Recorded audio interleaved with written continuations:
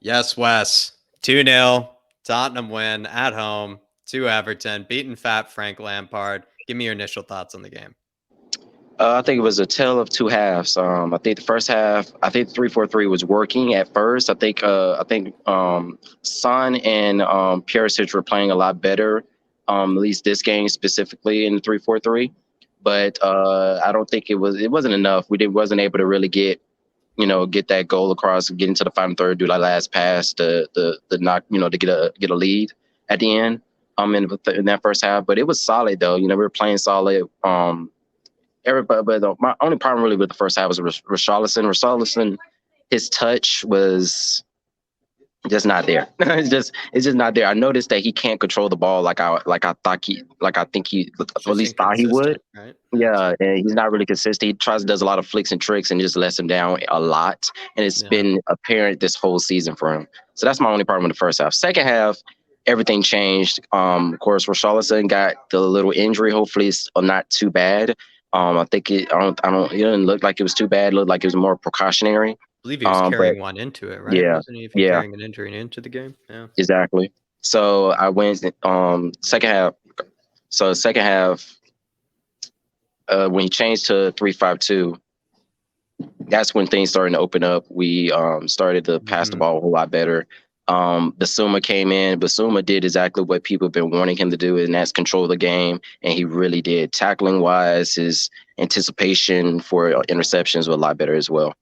Do you feel like that game for Basuma was kind of the game that he needed to win over Spurs fans? Because he's been a bit shaky, kind of, in his cameos. Was that the game that won you over? Was that the game that maybe he needed to win over Spurs fans, Basuma? Yeah, I think this is definitely one of the key games for him to win over fans, and I feel like a lot of people see what he brings now. When he's properly ready. Hopefully now he can do this consistently. I think that's what his goal needs to be, is just to use this as a platform and just stay consistent with it. And he could definitely if he keeps playing this good and keeps playing even better, Conte is going to have to be forced to somehow get him to the rotation somehow, by probably change formation and playing 3-5-2 just to have him in, because he's such an integral part. If he gets like that, it could really help our team, help us be a whole lot more tactically. We have two different ways of playing now, and it could really help us in the long run. We need him to be good. One thing I noticed that we have a way better bench now. If you look at everybody on that bench, I wouldn't mind subbing in any point in part of the game. That's what I think. That's what the difference is this season too. We have a way better bench that can change the game. Do you think, in fact, like that actually sort of came through in the fact that some people even highlighted that there were almost two different Spurs teams out there, where the first half, it felt like, there was a bit lackluster, a bit lazy, no energy from certain players. You sub on one player, a player that we didn't have last season, a player that dominated us in other games, Basuma. You bring on Basuma. Basuma changes the game, basically wins us the game in almost kind of a secret way. I felt like he didn't exactly in a secret way. So touch on that maybe, like Basuma also. Yeah, Sonny, didn't even score, but had a very good performance. He had a real impact. Yeah, him and Sonny had secret impacts. It's almost like what Højbjerg does every game. Højbjerg, sometimes he doesn't get the goal, but he does all the little things that a lot of us we look over a lot. I think today it was Son and Basuma that kind of did it, and Perisic a little bit too, because Perisic got in good positions. And I feel like even Doherty, I think 3-5-2 probably worked out more for Doherty too. You saw he started making, he made a good run where he was really going forward with the ball and kind of attacking the player, but of course he lost it because he got tackled. But he started to have a little more confidence to start launching himself forward. And it was really starting to show. You see, at the end, when he got subbed out, Conte was very happy with Doherty, which is what we needed. We need Doherty to have better games so we can have more options than just Royale. Why do you think he came to life so much in the second half as in the 3-5-2? Is it just because he feels like he can get forward more? Because I feel like in the 3-4-3, I thought he had that space, unless I'm wrong. I feel like he had that space. He just didn't take advantage. I feel like Richarlison was kind of in front of him a lot. Giving it away, like you said. Yeah, and then giving away the ball a lot. He did not do good holding up the ball, Richarlison, which is a problem. But whenever he came whenever Richarlison was kind of in front of him, that defender, of course, would be completely marked on him. So it would limit the space in that 3-4-3. With 3-5-2, you have more Kane and somewhere up top by the box, and that gives him and of course the player's going to back off because that's Kane and Son, so they got to focus more on him. So that gives Doherty just a tad more space, not a huge amount of space unless we're going to get a weaker team. It's not a huge lot of space, but it's just enough space for him to start kind of want to do some more stuff, and I think that kind of it helped him in the long run. To me, same with Perisic on the other side. I see what you're saying. I think those are some great thoughts in this thinking. You covered, plenty of the talking points, but I do want to still get into the nitty and gritty.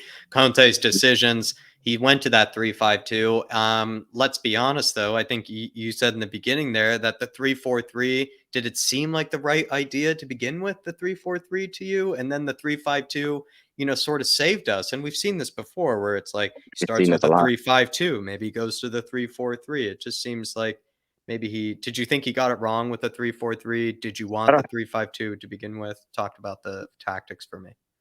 I don't think it clearly wasn't a bad choice because we didn't play horrible the first half, but it was slow and lethargic. It was slow and it was getting a little bit points where we're starting to get slow and lethargic, and it looked like we were running out of ideas, and looked like we didn't have no real passing lanes to really start pushing forward. That's my problem with 3-4-3 is that it feels like we just don't have the space to pass and the intricate passes to place unless we have players that just think outside the box and just does a little one-touch flick pass, and it ends up going to Kane, and then Kane flicks it, and then boom, you see Son going to break. That's how you see a lot of the 3-4-3 work for us when it leads to goals, is that it's always like a flick, and then it goes to Kane, he flicks it, and then boom, you see Son. Son makes the turn, and then boom, he's off to the races. That's usually how we get all our goals. Or it's through corners, and we're getting headers by Kane, or Richarlison sometimes. Yeah, I see what you're saying. So it doesn't. For me, 3-4-3 never really comes out of play, and we never really score off of complete play through 3-4-3 by just regular passing. I think 3-5-2, it lends us better with we pass the ball a whole lot more. It touches a whole lot more people's feet. It goes more around as long as we play fast enough with it. It just, to me, it's more free flowing. It's more free flowing. But I think on certain opposition, 3-4-3 is perfect. But I think against this opposition, because of how Lampard had his team playing, I think we should have, 3-5-2 probably would have been better because I think he evenly matched the 3-4-3. Yeah, it felt like their midfielders had, some time and some, opportunities, that's for sure. But maybe just quick thoughts also as well, like, Lampard sitting so deep in that game. I thought he actually set up the team surprisingly deeper than we thought, because if you recall last season, Wes, when we won 5-0, he sort of naively set them up quite high up the pitch. Mm-hmm. And you see that I think they ended up hurting him, right? If I remember correctly. Oh, we won 5-0. I mean, we absolutely torched the man for it. If I remember correctly, that was not no good idea. but this time, I mean, I made a joke about it. Like the moment the whistle was blown in that game, they all just turned and ran the other direction, and sat in front of their own goal for a bit.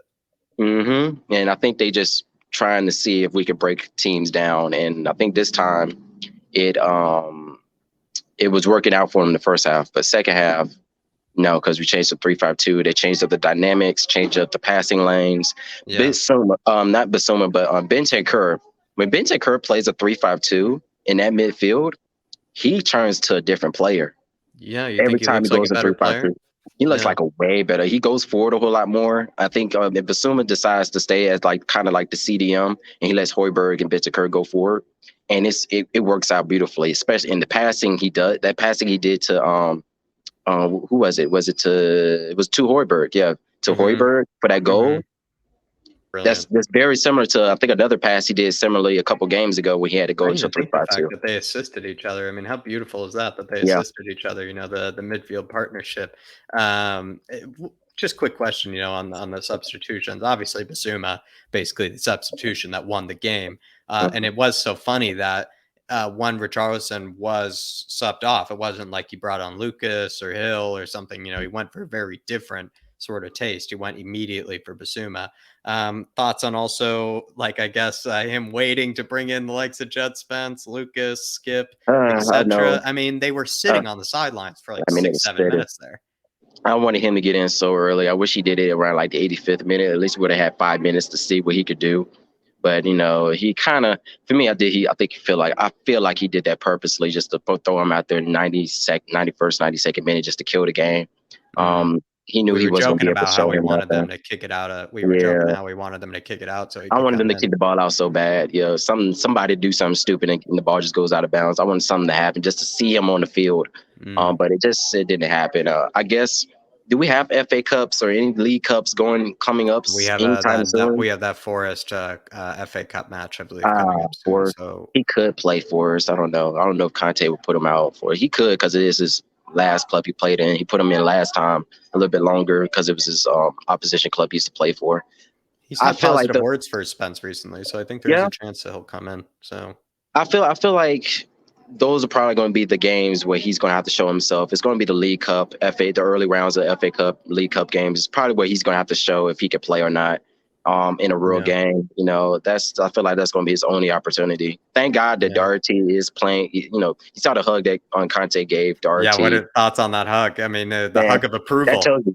And I saw the comments that Alistair Gold just did. That he asked Conte about Doherty, and he said that he sees the old Doherty from last season when he was on that tear. Those 4 straight games where he was on the tear. He said he sees that player. I'm like, okay, maybe now finally we got competition with Royale. Finally, maybe. And I think that's a good thing. It's always good to have more options than have just one option. Absolutely. Man of the match for you, Wes? Ooh. I want to say for me it's Basuma. I think when he came out on there, he changed the game. The dynamics just completely changed. I love the way he was passing ball. He's doing a lot of good one-touch passing. He's really controlling that midfield. He does a little bit like Romero does. He goes after the player before they even get the touch. I don't know if you noticed that. He goes after the player right before, when he sees the ball is going to that specific player, he's already on them, trying to get the ball before they even touch it, which is a lot similar to what Romero does, and that's what makes Romero so good. And Basuma does the same thing, and it works. And then that hard tackle he did to get the ball, and then we went on the break. That was brilliant too. I mean, that dude right there.